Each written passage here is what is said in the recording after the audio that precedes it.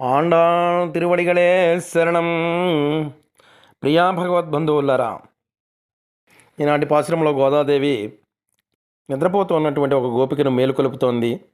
అక్కడ కొంతమంది గోపికలు శ్రీరాముని గుణ విశేషములను గానం చేయగా, మరికొంతమంది గోపికలు ద్వాపరయుగము నాటి శ్రీకృష్ణ పరమాత్మ గొప్పవాడైనటువంటి భావన చేత స్వామిని గానం చేయుచున్నారు. పక్షి శరీరమును ఆవేశించినటువంటి బకాసురుని నోరు చీల్చి తన్ను కాపాడుకొని మనను కాపాడినటువంటి శ్రీకృష్ణుని, అదేవిధంగా త్రేతాయుగము నాటి శ్రీరామచంద్రుడు దుష్ట రాక్షసుడైనట్టి రావణుని 10 తలలను హేళగా చిగుళ్ళు త్రింపినట్లు త్రింపి పారవేసిన శ్రీరాముని గానం చేయుచు మన తోటి పిల్లలందరూ వ్రతక్షేత్రమును చేరినారు కదా. లోపల ఉన్న తుమ్మెద గల తామర పూలను పోలిన కన్నులు గలదాలా, లేడి చూపులు వంటి చూపులు కలదానా. శుక్రుడు ఉదయించుచున్నాడు, గురుడు అస్తమించుచున్నాడు, పక్షులు కిలకిలా కోయిచున్నవి.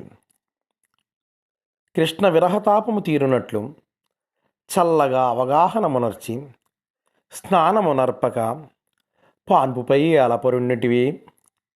ఓ సుకుమార స్వభావులారా, ఈ మంచి రోజున నీవు కపటమును విడిచి మాతో కలిసి ఆనందము అనుభవింపు అని గోపికతోటి గోదాదేవి అంటోంది.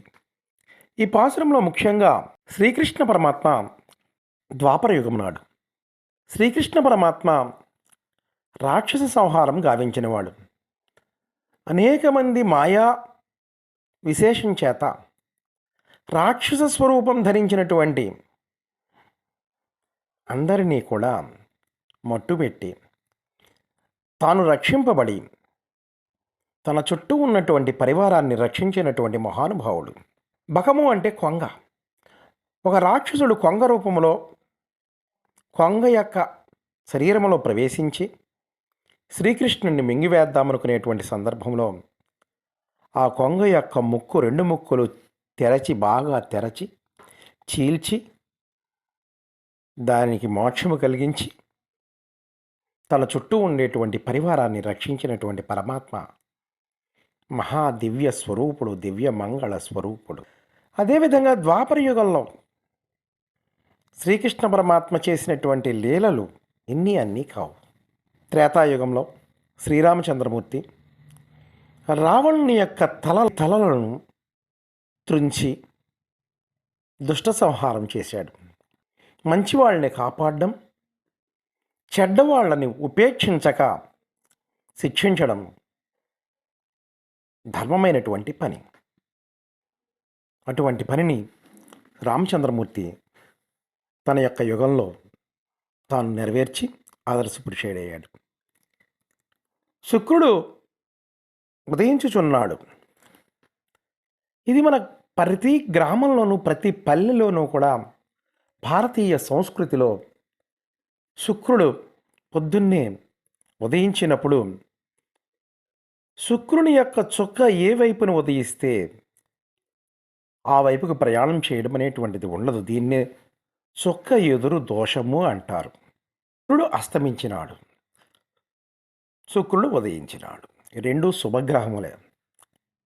శుక్రుడు ఎప్పుడైతే ఉదయించినాడో కొలువులు విచ్చుకుంటాయి, తామరలు విచ్చుకుంటాయి, కొలను అంతా ప్రశాంతంగా ఉంటుంది.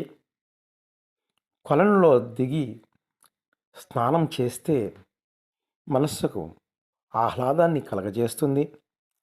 మన మనసులో భక్తి భావనలు, ఆధ్యాత్మిక భావనలు వెల్లువిరుస్తాయి. మన శరీరం యొక్క తాపం తీరుతుంది.